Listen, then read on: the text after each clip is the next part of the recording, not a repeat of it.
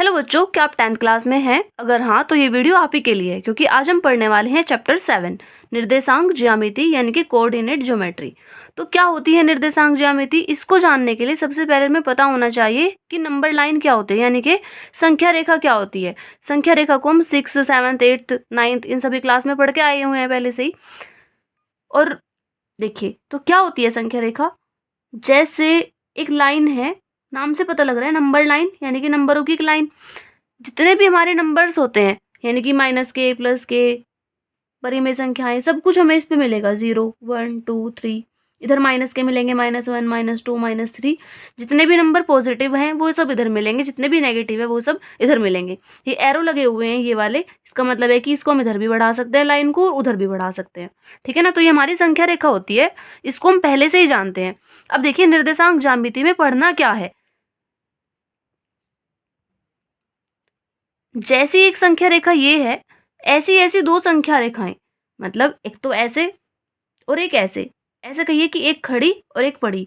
दो संख्या रेखाएं जब एक दूसरे को 90 डिग्री पर कट करती हैं, यानी कि 90 डिग्री के एंगल पर इंटरसेक्ट करते हैं, एक दूसरे को प्रतिच्छेद करती हैं या फिर काटती हैं, तो ये एक ऐसा बनता है, इसको हम बोलते हैं कार्तीय तल या निर्देश अक्ष। ठीक है ना, इसको बोलते हैं कार्तीय तल या फिर निर्देश अक्ष। निर्देश अक्ष का मतलब है जो निर्देश देने वाला अक्ष होता है। ये हमारा एक अक्ष है और इसका नाम है निर्देशाक्ष या फिर कार्तीय तल। तो देखिए एक तो लाइन ये है, जो बड़ी लाइन होती है उसको तो हम बोलते हैं एक्स अक्ष।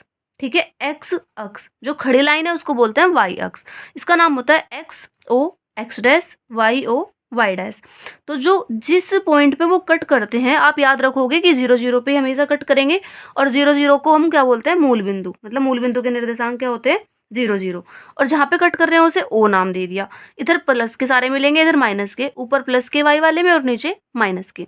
ठीक है, तो जब हमने ये बनाया तो हमें 4 पोर्शन मिले इसके, यानी कि 4 चतुर्थांश मिले। 4 चतुर्थांश मिले। कौन कौन से?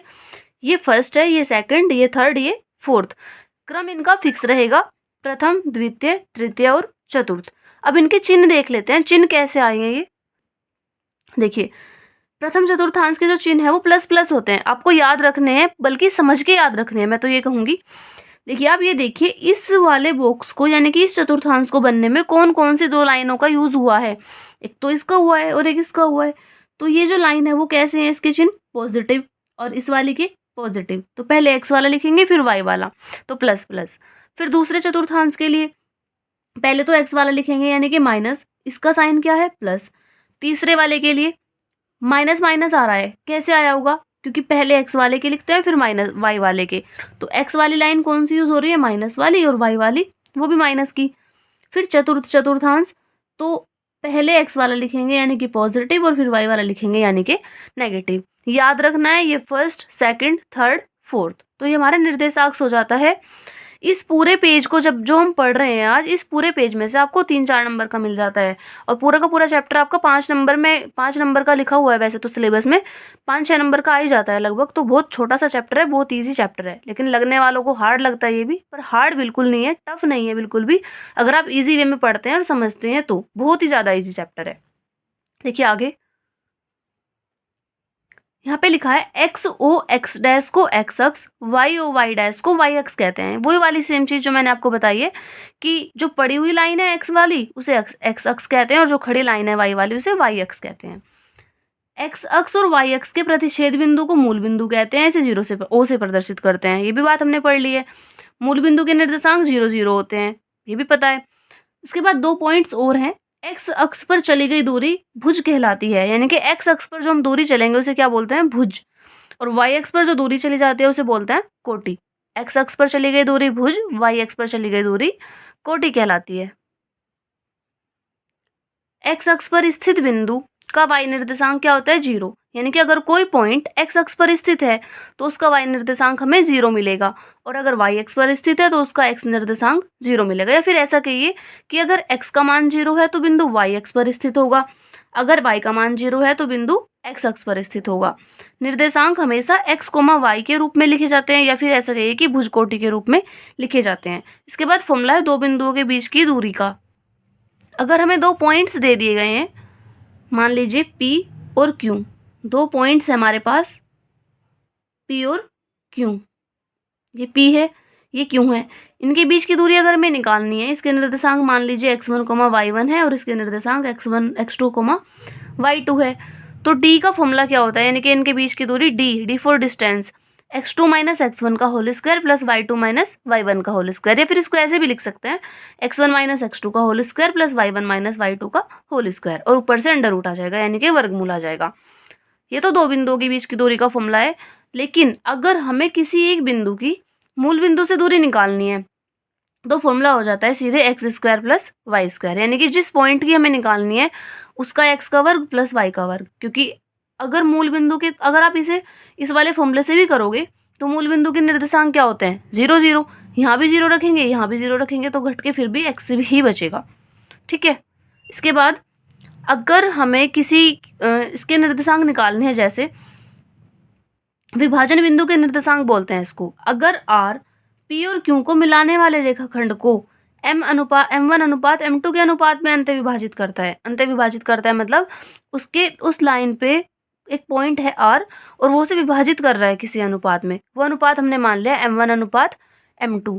तो फॉर्मूला क्या होता है उसका, r के निर्देशांक निकालने का, m1x2 प्लस m2x1 बटे m1 प्लस m2। दूसरा क्या होता है m1y2 प्लस m2y1 बटे m1 प्लस m2। सारी की सारी चीज हमें दे दी गई होंगी, यानी कि m1 m2 तो क्या हुआ, अनुपात x1 y1 हुए पहले वाले पॉइंट के, पहले वाला जो बिंदु होता है उसके निर्देशांक, और x2 y2 है दूसरे वाले बिंदु के निर्देशांक। और हमें निकालना क्या होता है, विभाजन बिंदु के, यानी कि r के। तो सारी की सारी वैल्यूज हमारे पास है, इसमें वैल्यू पुट करेंगे तो हमारे आर के निर्देशांक आ जाएंगे। कभी कभी क्या होता है कि ये निर्देशांक दे दिए गए होते हैं और अनुपात पूछ लेता है, तो हम अनुपात m1 m2 निकाल लेते हैं, इसको यहाँ पे वैल्यू रख के इक्वल में लेके चलते हैं। अभी जब क्वेश्चन आएंगे तब मैं आपको बताऊंगी ये चीजें। अगर अंत विभाजन है तो ऐसे होगा, और अगर बाह्य विभाजन है तो फिर बस फॉर्मूले में माइनस लग जाएगा। इसके बाद एक और फॉर्मूला है मध्य बिंदु के निर्देशांक। अगर हमें किन्हीं दो बिंदु के को मिलाने वाला रेखाखंड दिया है और उसके मध्य बिंदु के निर्देशांक पूछ लिए हैं, तो हम क्या करते हैं, x1 प्लस x2 बटे 2, y1 प्लस y2 बटे 2। मतलब अगर मध्य बिंदु के निर्देशांक निकाले हैं, पूछ लिए हैं, तो जिस लाइन के मध्य बिंदु के निर्देशांक पूछे हैं उसके जो किनारों के पॉइंट होंगे, यानी कि P के और Q के जो निर्देशांक होंगे, पहले वाले का x1 दूसरे वाले से x2, उनको जोड़ के आधा करिए, y1 प्लस y2 बटे 2, सब में 2 ही आएगा। संरेख बिंदु होता है एक, कोई 3 बिंदु संरेख होंगे, कब होंगे, मान लीजिए ए बी और सी 3 बिंदु हैं, संरेख का मतलब होता है एक लाइन में, तो वो संरेख होंगे कब, जब A B plus B C बराबर ए सी के आएगा, यानी कि ये प्लस ये बराबर पूरा, तो बिंदु हम कह सकते हैं कि संरेख है।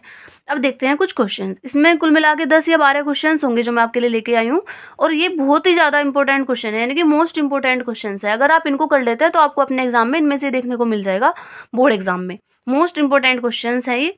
आपको अपने एग्जाम में इस वाले चैप्टर में से 3 या 4 क्वेश्चन देखने को मिलेंगे जो कि मोस्ट इंपॉर्टेंट होते हैं। तो वीडियो को लास्ट तक देखिएगा, अच्छे से समझिएगा, और अगर आपका डाउट रह जाता है तो आप कमेंट बॉक्स में कमेंट करके पूछ सकते हैं। लॉन्ग वीडियो या शॉर्ट वीडियो की हेल्प से आपको उसका सोल्यूशन प्रोवाइड कराया जाएगा। क्वेश्चन नंबर 1 है, चित्र में बिंदु P के निर्देशांक होंगे। एक हमें चित्र दिया है ये रहा, इसमें P के निर्देशांक बताने हैं। तो सबसे पहले हम देखते हैं कहाँ है P, ये रहा। इससे आप x तक मिलाइए एक बार, देखिए कहाँ पहुंचे हम, 2 पे, तो 2। फिर यहाँ से यहाँ मिलाइए y पे, तो कहाँ आ रहे हैं, -3 पे, तो 2 कोमा -3 उसके निर्देशांक होंगे, यानी कि ऑप्शन नंबर ए। फिर क्वेश्चन नंबर 2 है, बिंदु -3 5 की y अक्ष से दूरी होगी। y अक्ष से दूरी क्या होगी इसकी, देखिए अगर y अक्ष नहीं, यहाँ पे x अक्ष है, शायद x अक्ष कर लीजिए यहाँ पे, ठीक है। x अक्ष से दूरी क्या होगी, बिंदु -3,5 की x अक्ष से दूरी। देखिए इसका सिंपल सा फॉर्मूला है, अगर x अक्ष से दूरी पूछी गई है, या x एक्सिस भी कह सकते हैं ना इंग्लिश मीडियम में, तो लेकिन हम हिंदी मीडियम से पढ़ रहे हैं तो x अक्ष कहिए आप। x अक्ष से दूरी पूछी गई है तो y वाला आंसर, y से पूछी गई है तो x वाला आंसर। अभी इसमें किसकी पूछी है, x अक्ष से, तो आंसर क्या होगा, y वाला, यानी कि 5, ऑप्शन नंबर सी होगा। इसी तरीके से क्वेश्चन नंबर 3, इसमें पूछा है कि 7,3 की y अक्ष से दूरी बताओ। y अक्ष से दूरी, तो x वाला आंसर होगा, यानी कि 3 को छोड़िए 7, ऑप्शन नंबर सी। x अक्ष से दूरी क्या होगी, x अक्ष से पूछिए तो x वाला छोड़ दीजिए, आंसर क्या होगा, y वाला, मतलब 4। ठीक है। और एक और चीज़ है, अगर दूरी पूछता है वो, मान लीजिए इसमें अगर वाई एक्स से पूछी जाती है दूरी, तो एक्स वाला आंसर होगा, तो फिर आप ये इस कन्फ्यूजन में रहोगे कि 3 आएगा या -3 आएगा, तो आंसर आएगा 3, क्योंकि दूरी कभी भी नेगेटिव नहीं होती है। दूरी तो दूरी है, वो 3 है, माइनस हो या प्लस हो उससे फ़र्क नहीं पड़ता, तो 3 आंसर होगा, -3 नहीं होगा। ठीक है। बिंदु -3, -4 की मूल बिंदु से दूरी होगी। तो मूल बिंदु से दूरी का क्या फॉर्मूला हमने पढ़ा था? d = √x² + y²। x की जगह पे हम क्या रखते हैं? -3 का वर्ग, और y की जगह पे रखते हैं -4 का वर्ग। 3 का वर्ग होता है 9 और 4 का वर्ग होता है 16। 16 में 9 को प्लस करिए 25। 25 का वर्ग क्या हो? 25 किसका वर्ग है? 5 का। तो ऑप्शन नंबर सी। इसके बाद क्वेश्चन नंबर 6। इसमें दिया है बिंदु 2,3 और 4,1 के बीच की दूरी क्या है? तो वैसे तो ऑप्शनल है, ऑप्शन में मतलब ऑप्शन दिए हैं, आपको बस टिक करना है, लेकिन करेंगे टिक तो तभी होगा ना जब सोल्व करके देखेंगे। तो सोल्व करते हैं इसको। देखिए 2,3 है और 4,1 है। इसको तो कह दीजिए आप x1, इसको कह दीजिए y1, इसको x2, इसको y2। फिर d फॉर्मूला क्या होता है? x2 - x1 का whole square plus y2 - y1 का होल स्क्वायर। अब x2 की जगह पे क्या दिखाई दे रहा है? 4, और x1 की जगह पे 2, वैल्यू रख दी यहाँ पे हमने, प्लस y2 की जगह पे 1 है और y1 की जगह पे 3 है। 4 में से 2 को माइनस करोगे तो क्या आएगा? 2। 3 में से 1 को माइनस करोगे तो -2। 2 का वर्ग हो जाएगा 4, और -2 का वर्ग भी 4, प्लस के 4। तो 4 में 4 प्लस करिए 16। अब देखिए 16 किसका वर्ग है? 4 का। तो दूरी हमारी क्या होगी? 4 होगी। पर 4 तो ऑप्शन में ही नहीं है ना कहीं। एक बार चेक करिए अपने क्वेश्चन को, कुछ गलत तो नहीं हुआ इसमें। 4 में से 2 को माइनस करेंगे 2, 2 का वर्ग 4, यहाँ पे 2 का वर्ग 4। अच्छा 4 और 4 को जब हम प्लस करते हैं तो 8 आएगा। ये पता नहीं कैसे मल्टीप्लाई हो गई, इसकी मल्टीप्लाई नहीं करनी थी, 8 आएगा। अब 8 किसका वर्ग होता है? किसी का भी नहीं होता है 8 तो हम इसे क्या लिख सकते हैं? 4 गुना 2, यानी कि 4 दूनी 8। अब 4 किसका वर्ग है? 2 का, तो 2 बाहर आ जाएगा, 2√2 आंसर आएगा, यानी कि ऑप्शन नंबर सी। इसके बाद क्वेश्चन नंबर 7। इसमें कहा है कि बिंदु 2, 6 -2,10 को मिलाने वाले रेखाखंड के मध्य बिंदु के निर्देशांक होंगे। यानी कि मध्य बिंदु के निर्देशांक क्या होंगे? शायद ये भी ऑप्शनल था, ऑप्शन नहीं है, लेकिन कोई नहीं, आपको सोल्व करने से मतलब है, आप समझिए। पहले वाले पॉइंट को तो हम पी कह देते हैं, -2,6। दूसरे वाले को हम क्यों कह देते हैं? -2,10। लिखते हैं माना पी क्यू का मध्य बिंदु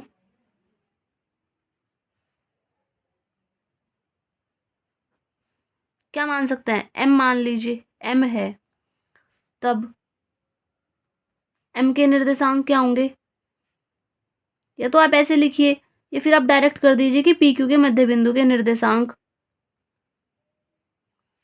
तो क्या होते हैं मध्य बिंदु के निर्देशांक का फॉर्मूला? क्या होता है मध्य बिंदु के निर्देशांक? हमने एक फॉर्मूला पढ़ा था, x1 + x2/2 coma y1 + y2/2। Value रख दीजिए। x1 क्या होगा? -2, प्लस x2 क्या होगा? -2/2। y1 की जगह पे 6 है और y2 की जगह पे 10 है बटे 2। फिर देखिए इनको सोल्व करना है, तो सोल्व करने के लिए ब्रैकेट खोलना पड़ेगा पहले। -2 प्लस माइनस -2/2, और 6 और 10 16/2। ये दोनों माइनस माइनस है तो ऐड होंगे, -4/2 और ये 16/2। इनको काट दीजिए। 2 से 4 को कट करेंगे तो -2 आएगा, और 2 से 16 को कट करेंगे तो 8 आएगा। तो मध्य बिंदु के निर्देशांक -2,8 है। ठीक है। चाहे तो आप ये लाइन ना भी लिखे कि एम के निर्देशांक ये होंगे, ये लाइन छोड़ सकते हैं आप। ठीक है। इसके बाद देखते हैं क्वेश्चन नंबर 8। इसमें है y के वे मान ज्ञात कीजिए जिनके लिए बिंदुओं 5, -3 और 13, y के बीच की दूरी 10 इकाई है। यानी कि इन दोनों के बीच की जो दूरी है वो 10 इकाई दे दी है इस बार में। जैसे इसको तो मैं कहूँ p, 5, -3, इसको हमने कहा q, 13, y, और जो इनके बीच की दूरी पी क्यू है वो हमें 10 दे दी है। ठीक है। तो फॉर्मूला क्या होता है? x2 माइनस x1 का square plus y2 minus y1 का होल स्क्वायर बराबर 10। x2 की जगह पे क्या रखेंगे 13 माइनस x1 की जगह पे रखा 5, y2 की जगह पे y और y1 की जगह पे -3। देखिए एक तो ये वाला माइनस और एक ये वाला माइनस, तो माइनस माइनस प्लस हो जाएगा 3 वर्ग ऐसे ही। यहाँ पे 10, इधर अंडर रूट लगा हुआ है। अब हम लिखते हैं दोनों ओर वर्ग करने पर, दोनों ओर वर्ग करने पर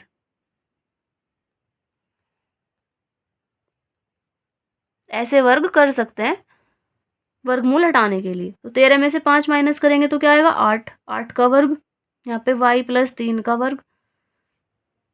जब यहाँ पे वर्ग करेंगे तो ये तो वर्गमूल हट जाएगा, इधर 10 का वर्ग क्या आ जाएगा 100।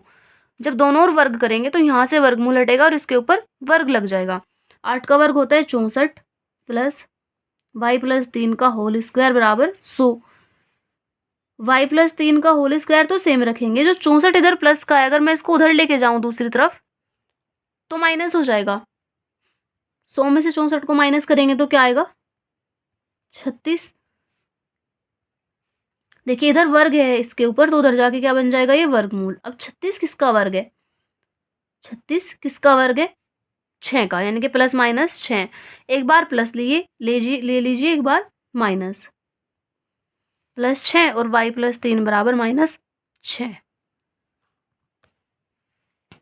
3 इधर प्लस का है, अगर मैं इसको उधर लेके जाऊं तो माइनस, 6 में से 3 को माइनस करेंगे तो 3, इधर 3 प्लस है अगर उधर लेके जाऊं तो माइनस, और 6 में से 3 को माइनस करेंगे माइनस नहीं होगा क्योंकि सेम चिन्ह है तो ये जुड़ेंगे -9।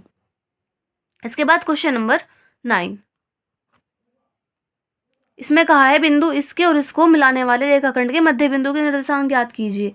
तो मध्य बिंदु के निर्देशांक, मध्य बिंदु के निर्देशांक हमने अभी अभी तो फॉर्मूला हमने पहले पढ़ा था, अभी अभी हमने इसके जैसे क्वेश्चन किया हुआ है। तो क्या होता है x1 प्लस x2 बटे 2 और y1 प्लस y2 बटे 2।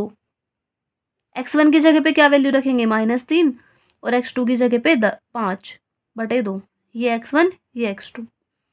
y1 की जगह पे 10 और y2 की जगह पे 4 बटे 2। एक प्लस एक माइनस है तो घटेगा 2 बटा 2, क्योंकि एक प्लस एक माइनस घटेगा, बड़ी संख्या 5 है इसके सामने प्लस है तो प्लस के 2 आएगा। 10 और 4 14 बटे 2। इनको काट दीजिए, 2 को जब 2 से कट कर देंगे तो 1, और 2 से जब 7 को कट करेंगे 14 को कट करेंगे तो 7, ये हमारा मध्य बिंदु हो जाएगा। इसके बाद 3 क्वेश्चन बचे हैं बस 10, 11 और 12। देखिए क्वेश्चन नंबर 10 को, देखिए इसमें है उस बिंदु के निर्देशांक ज्ञात कीजिए जो बिंदु इसको और इसको मिलाने वाले रेखाखंड को 2:3 के अनुपात में विभाजित करता है। तो इसको हमने P कहा, इसे क्यों कहा, और ये m1 अनुपात m2 है। तो अंत्य विभाजित, क्योंकि इसने बाह्य विभाजित अंत्य विभाजित कुछ नहीं कहा है तो अंत्य विभाजित माना जाएगा। तो क्या होता है फॉर्मूला, माना R PQ को 2:3 के अनुपात में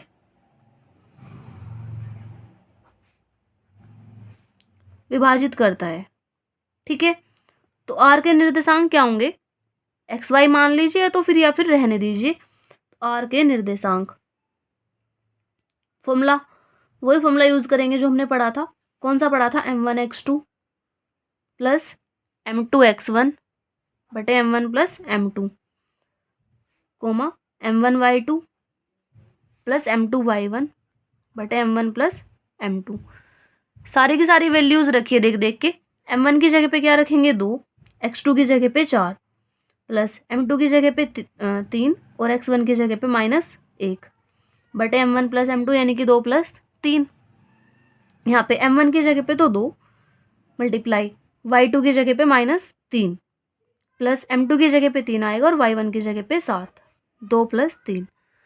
अब इसको सोल्व करना है, 2 की 4 में मल्टीप्लाई करिए क्या आएगा, 2 की जब 4 में मल्टीप्लाई करेंगे तो 2 चौक 8, 3 एकम 3, नीचे आएगा 5, फिर यहाँ पे 2 तिये 6, 3 सते 21 बटे 5।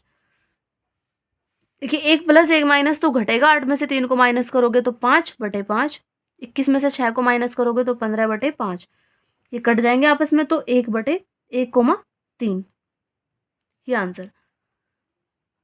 क्वेश्चन नंबर 11, देखिए इसमें है ए बी और सी, त्रिभुज ABC के शीर्ष हैं। ए से जाने वाली माध्यिका की लंबाई ज्ञात कीजिए। तो हमने एक त्रिभुज बनाया ABC, ए लिखा, ए के निर्देशांक लिखे, बी के लिखे, सी के लिखे। उसने कहा है ए से जाने वाली माध्यिका है कोई, उसकी लंबाई बताओ। तो ए से जाने वाली माध्यिका AD है, तो डी क्या होगा, BC का मध्य बिंदु होगा। तो लिखेंगे माना डी BC का मध्य बिंदु है, तब डी के निर्देशांक वही मध्य बिंदु के निर्देशांक से निकाल देंगे, x1 + x2 बटे 2, y1 + y2 बटे 2 से। ठीक है, तो x1 की जगह, क्योंकि BC का मध्य बिंदु है तो B और C वाले पॉइंट्स लेंगे। x1 की जगह पे -3 और x2 की जगह पे -1 बटे 2, y1 की जगह पे -2, y2 की जगह पे 8 बटे 2। माइनस माइनस जुड़ेंगे तो जुड़ के क्या आएगा, -4 बटे 2 और यहाँ पे 6 बटे 2। काट दीजिए इसको इससे, तो -2 और इसको इससे काट देंगे तो 3। इसका मतलब जो डी के निर्देशांक है वो -2, 3 है। उसने कहा था माध्यिका की लंबाई ज्ञात कीजिए, तो माध्यिका है AD। AD की लंबाई निकलेगी दो बिंदुओं के बीच की दूरी से, 5, -1 और -2, 3 की हेल्प से AD निकाल देंगे हम। देखिए ये वाला है फॉर्मूला, इसमें रखते हैं वैल्यू। x2 की जगह पे -2, x1 की जगह पे -5, y2 की जगह पे क्या रखेंगे 3 और माइनस माइनस प्लस 1 हो जाएगा, ये वाला माइनस और ये वाला माइनस मिलके प्लस। 5 और 2 जुड़ के आएगा 7 का वर्ग और 3 और 1 4 का वर्ग। 7 का वर्ग क्या होता है 49 और 4 का 16। इनको जोड़ दीजिए, जुड़ने के बाद जो आएगा वही हमारा आंसर क्या होगा, 5 और 6 65, √65 ये आंसर। ठीक है, इसके बाद क्वेश्चन नंबर 12। देखिए इसमें है बिंदु ए के निर्देशांक ज्ञात कीजिए जहां AB वृत्त का व्यास है, केंद्र इतना है और B के निर्देशांक ये हैं। तो हमने इसका डायग्राम बनाया, AB वृत्त का व्यास बनाया, O के निर्देशांक लिखे और B के लिखे। हमने मान लिया कि जो A के निर्देशांक है वो x1, y1 है, क्योंकि OAB का मध्य बिंदु है। तो O के निर्देशांक क्या हो जाएंगे, x1 + x2 बटे 2, y1 + y2 बटे 2। अब यहाँ पे वैल्यू रखिए, O के निर्देशांक हमें दिए हुए हैं, क्या दे रखे हैं O के निर्देशांक, 2, -3 यहाँ पे रखिए। x1 हमें नहीं पता है और x2 पता है 1 बटे 2। y1 की जगह पे क्या रखेंगे, y1 ही रहेगा और y2 की जगह पे रखेंगे 4 बटे 2। आपको लग रहा होगा कि x1 y1 नहीं मानना चाहिए था, xy मानना चाहिए था, लेकिन क्योंकि मध्य बिंदु में दिया हुआ है ना तो x1 y1 मान के चलेंगे तो हमें कोई कंफ्यूजन नहीं होगा और गलत होने के चांसेस बहुत ज़्यादा कम होंगे। देखिए अब और तो कुछ सोल्व नहीं हो रहा है, ये इसमें प्लस नहीं होगा, ये इसमें प्लस नहीं होगा, बराबर में कुछ दे रखा है तो हम इसकी तुलना कर देंगे। तो तुलना कब करनी है, जब हमें किसी x की, y की, a की या b की किसी चीज़ की वैल्यू निकालनी हो और साइड में कुछ दे रखा हो। तो तुलना करने पर तुलना करिए, लेफ्ट वाला लेफ्ट वाले के बराबर, राइट वाला राइट वाले के बराबर, -2 इसके बराबर और -3 इसके बराबर। इसकी इधर मल्टीप्लाई करेंगे तो क्या आएगा, 2 दूनी 4 बराबर x1 + 1, यहाँ पे 3 दूनी 6, y1 + 4। अब इधर x1 के साथ 4, ये जो 1 है प्लस हो रहा है, अगर मैं इसको दूसरी तरफ लेके जाऊं तो क्या हो जाएगा, -4 -1, 4 में से 1 को माइनस करेंगे तो क्या आएगा 3। ऐसे इधर y1, 6 के पास 4 लेके जाओ माइनस हो जाएगा, 6 और 4 -10। तो फिर क्या लिखेंगे, अतः A के निर्देशांक, अतः बिंदु A के निर्देशांक, बिंदु A के निर्देशांक x1 y1 मान के चले थे हम, तो -3, -10 हो जाएंगे। इसके बाद लास्ट क्वेश्चन बचा है, क्वेश्चन नंबर 13। एक बार वो और कर लेते हैं, वो भी इंपॉर्टेंट क्वेश्चन है। क्वेश्चन नंबर 13 में है बिंदु -4, 6 बिंदु A और B को जोड़ने वाले रेखाखंड को किस अनुपात में विभाजित करता है। मतलब एक बिंदु दे दिया है और जैसे मैंने आपको बताया था ना फॉर्मूला के टाइम पे, जब फॉर्मूला हम समझ रहे थे कि इसमें कुछ भी पूछ सकते हैं, तो यहाँ पे हमसे अनुपात पूछ ले, यानी कि m1 अनुपात m2 क्या होगा। तो लिखते हैं माना, इसको P कहिए आप, माना P यानी कि -4, 6 AB को के अनुपात 1 के अनुपात में विभाजित करता है, के अनुपात 1 के अनुपात में विभाजित करता है। आपको लग रहा होगा कि के अनुपात 1 कहाँ से आ गया, लेकिन अगर हम m1 m2 मानते हैं, m1 अनुपात m2, तब भी हो जाएगा, लेकिन तब थोड़ा बड़ा होगा, अब थोड़ा इजीली हो जाएगा अगर हम के अनुपात 1 के अनुपात में मानते हैं तो। ठीक है, तो फॉर्मूला क्या होता है, P के निर्देशांक x, y बराबर, फॉर्मूला होता है m1 x2 + m2 x1 बटे m1 + m2। इसी तरीके से दूसरे वाला कोमा लगा के लिखते हैं m1 y2 plus M2y1/M1 + M2। ठीक है, वैल्यूज रखिए सारी की सारी। देखिए P के निर्देशांक -4,6 है, वो रखा यहाँ पे। M1 की जगह पे रखेंगे K मल्टीप्लाई x2 की जगह पे रखा जाएगा 3 प्लस M2 की जगह पे 1 मल्टीप्लाई x1 की जगह पे -6 M1 + M2 यानी कि K + K आएगा, और y2 की जगह पे क्या आएगा -8, फिर प्लस M2 की जगह पे 1 और y1 की जगह पे 10 M1 + M2 यानी कि K + 1। तो अभी तक हमने सारी की सारी वैल्यूज रख ली हैं। देखिए एक बार और देखिए, हमने माना कि बिंदु P -4,6 है जो, वो AB को K/1 के अनुपात में विभाजित करता है। विभाजित करता है तो फॉर्मूला ये वाला यूज होगा, क्योंकि उसने बाह्य विभाजन तो कहा नहीं है, नहीं तो हम माइनस ले लेते, अभी नहीं कहा है उसने। तो इसकी जगह पे ये रखा और सारी की सारी वैल्यूज पुट कर दी। अब हमें पता है कि हम इनकी तुलना कर सकते हैं, इसकी भी तुलना और इसकी भी तुलना, लेकिन पहले एक लाइन और सोल्व करिएगा तब होगी तुलना। -4,6 3 की K में मल्टीप्लाई करेंगे, 3 के -6/K + 1, इधर -8K + 10/K + 1। अब लिखते हैं तुलना करने पर। तुलना करने पर कोई से एक को सोल्व कर लीजिए आप, या तो इसकी करिए या फिर उसकी करिए। तो मैं पहले वाले की कर रही हूँ, दोनों की भी कर सकते हैं, फ़र्क नहीं पड़ता अगर अपने पास टाइम है तो।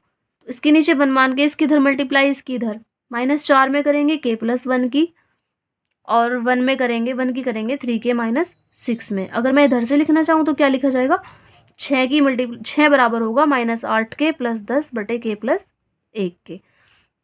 इसकी इधर मल्टीप्लाई होगी 6 की K + 1 में, और ये सेम रहेगा -8K + 10। अब इनको बस सोल्व करना है, थोड़ा सोल्व कर दीजिए आगे तक।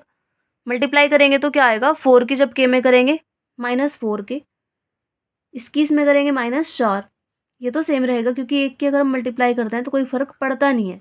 अब K वाले एक तरफ, बिना K वाले एक तरफ, 4K, 3K इधर आएगा तो -6 तो वहाँ है, 4 उधर जाएगा प्लस, -4 और -3 जुड़ के हो जाएगा 7K - 2, माइनस से माइनस कैंसिल, 7 मल्टीप्लाई में है तो उधर जाएगा डिवाइड में, तो K की वैल्यू 2/7 आ गई।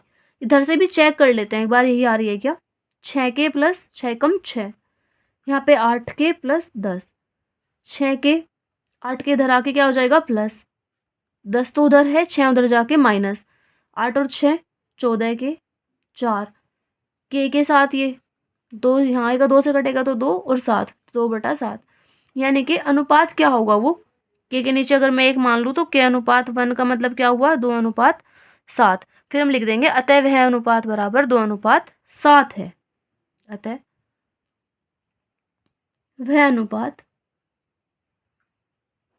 2/7 है। तो ये लास्ट क्वेश्चन था और ये मोस्ट इंपॉर्टेंट क्वेश्चन था। तो इस तरीके से हमारा पूरा का पूरा चैप्टर कंप्लीट हो जाता है। इस चैप्टर में हमने चैप्टर का बेसिक, इंट्रो और मोस्ट इंपॉर्टेंट क्वेश्चंस किए हैं, और इस तरीके से हम शुरुआत से करते आ रहे हैं। अभी तक हमने 6 चैप्टर पढ़ लिए हैं, आज 7वां चैप्टर था, और आगे भी सारे के सारे चैप्टर्स इसी तरीके से कंप्लीट करेंगे। तो आप बने रहिए वीडियोज़ के साथ, वीडियोज़ को देखते रहिएगा और अपनी तैयारी अच्छे से करते रहिएगा। और अगर आपको वीडियो अच्छी लगी तो वीडियो को लाइक कीजिए, शेयर कीजिए एंड सब्सक्राइब कर लीजिए मेरे चैनल को, ताकि आने वाली वीडियोज़ के नोटिफिकेशंस आपको मिलते रहें। तो मिलते हैं अपनी नेक्स्ट वीडियो में, तब तक के लिए बाय।